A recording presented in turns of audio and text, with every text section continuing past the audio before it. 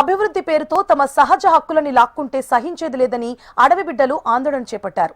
ఇప్పటికే అరకులో బొర్రా గుహలు, చాపరాయి, చింతపల్లి, లంబసింగి వంటి అనేక గిరిజన పర్యాటక ప్రాంతాలు టూరిజం శాఖ ఆధీనంలోకి వెళ్లిపోయాయి.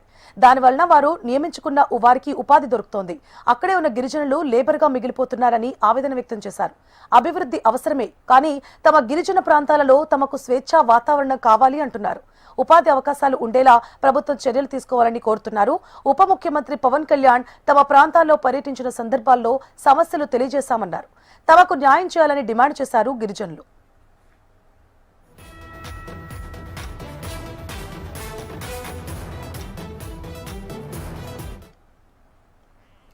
పర్యాటకుల సంఖ్య పెరగడంతో అటవీ చట్టాల ఉల్లంఘన జరుగుతుందంటున్నారు అధికారులు.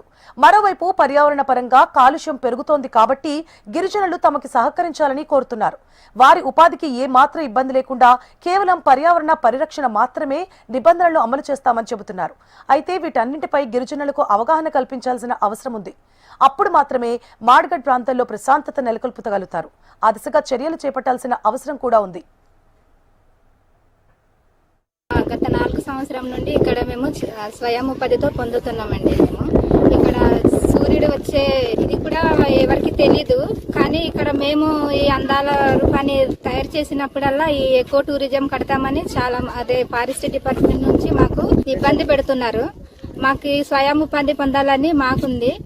అందరు ఇక్కడ వచ్చి చాలా మంది టీలు అమ్ముకుంటూ డింసా డాన్స్, ట్రైబల్ మేకప్ అంటూ చీర కట్టి ఏదో ఒక రకం చేసి ఇక్కడ బతుకుతున్నామండి. మాకు ఎకో టూరిజం కడతామని మమ్మల్ని బెదిరించి ఇక్కడ నుంచి తరిమి కొడుతున్నారు. ఇక్కడ ఎకో టూరిజం వద్దు, మాకు స్వయం ఉపాధి పొందాలని మా ఆశ అండి. ఇక్కడ ఎవరు వచ్చినా బెదిరించినా ఇక్కడ బెదిరేది లేదు. ఎవరు వచ్చినా తరిమి కొడతాము. మాకు స్వయం ఉపాధి పొందాలని మేము ఇక్కడ కోరుకుంటున్నామండి.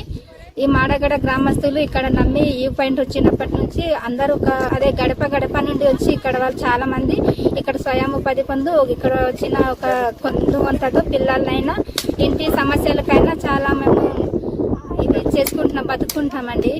మాకు ఏది లేదు. ఇక్కడ చదువుకొని కూడా ఇక్కడ చాలా మంది పిల్లలు వచ్చి ఇక్కడ స్వయం ఉపాధి పొందుతున్నారండి.